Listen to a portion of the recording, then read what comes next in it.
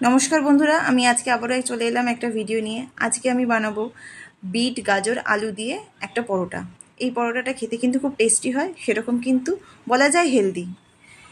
প্রথমে আলুগুলোকে বিটগুলোকে আর গাজরটাকে ভালো করে কেটে ভালো ধুয়ে নিয়ে কুকারের মধ্যে একটু নুন দিয়ে আমি সিটি মারতে বসিয়ে দিলাম। এদিকে এটা সিটি হোক সিদ্ধ হোক ততক্ষণে আমরা একসঙ্গে খাওয়ার জন্য একটু ধনেপাতার চাটনি বানিয়ে নিই। তো একটা মিক্সিং জারের মধ্যে কিছুটা ধনেপাতা, একটা লঙ্কা, একটু আদা, একটু দুকোয়া রসুন নিয়ে ভালো করে পেস্ট করে নিলাম। পেস্ট করে এবার তার মধ্যে একটু সামান্য পরিমাণে নুন, একটু চিনি, একটু সর্ষের তেল আর একটু পাতিলেবুর রস দিয়ে দিলাম। দিয়ে দিলে কি হয়, এর সঙ্গে না খেতে খুব ভালো লাগে এই পরোটাটার সাথে। এই পরোটা করে আপনি আলু পরোটা বানালেও এই চাটনিটা দিয়ে খেতে খুব ভালো লাগে কিন্তু।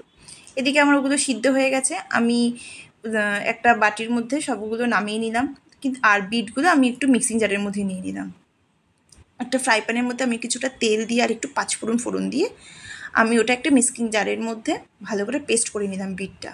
এদিকে আমি আলু গাজরটা ভালোর মধ্যে রেখে এর মধ্যে একটু ধনেপাতা, একটু আদা ঘষে দিলাম, একটা কাঁচা লঙ্কা কুচিয়ে দিলাম আর বিট বাটাটা ওর মধ্যে দিয়ে দিলাম।